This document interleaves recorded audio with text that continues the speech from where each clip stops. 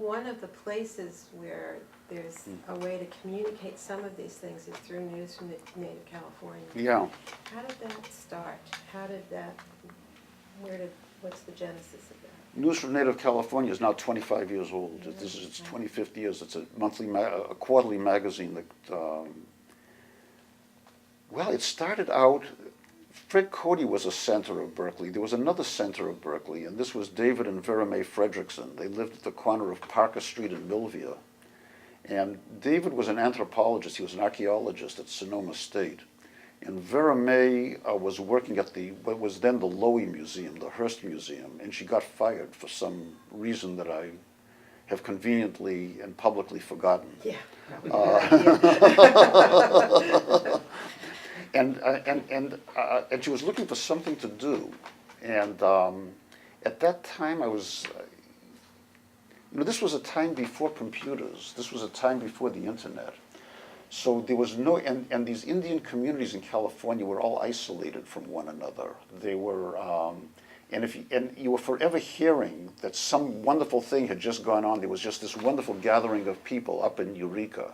And then there was this marvelous thing that had happened in Fresno. And why weren't you at this ceremony that had happened at such and such a place? You would have loved it. And there's an art show that's going up in Los Angeles of California Indian art. And there was no way of communicating it. So I suggested we start a calendar of events.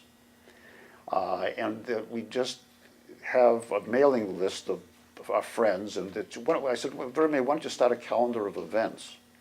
So that was a good idea. And then we went off to a Chinese restaurant on Solano Avenue. And we were planning out the calendar of events. And then I figured, it would be like a sheet that would be 11 by 17 folded in half. So it would be 4 pages of 8.5 by 11. And there'd be the calendar of events. And then there'd be space left over. So what are we going to do with the space left over? So on this napkin, right. We began to, over Kung Pao chicken, I remember the Kung Pao chicken.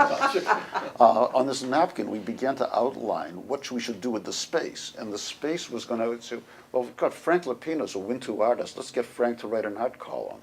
And Logan Slagle was a Cherokee lawyer. Let's get Logan to write a legal column. And why don't we get Victoria Patterson to write a education column? And why don't we have an article once in a while?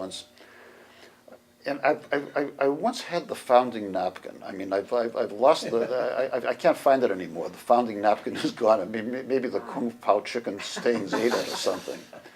But that was the origin of it. Was wouldn't that be great? And we started it, yeah. And it creates itself. I mean, it has tons of community input. It just creates itself every 4 months, every 3 months. Things have grown out of it. I mean, whole language groups have grown out of it. People have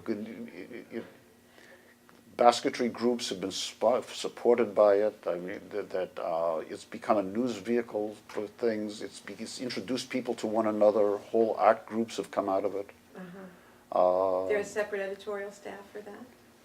Yeah, we have one outside editor that just gives us, that just generates the material, and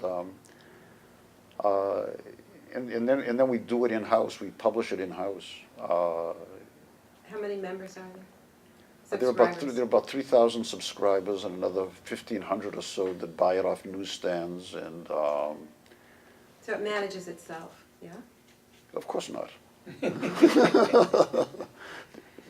Of course not. I mean, it takes constant bailing out. I mean, getting grants and okay. And so that's good for us to know that we need it needs a little shot in the arm. Oh, it needs infusion. More than a shot in the arm. It needs intravenous. But it sounds like it's really valuable. It's so alive. It's so back and forth, and there's a lot of communication that goes on.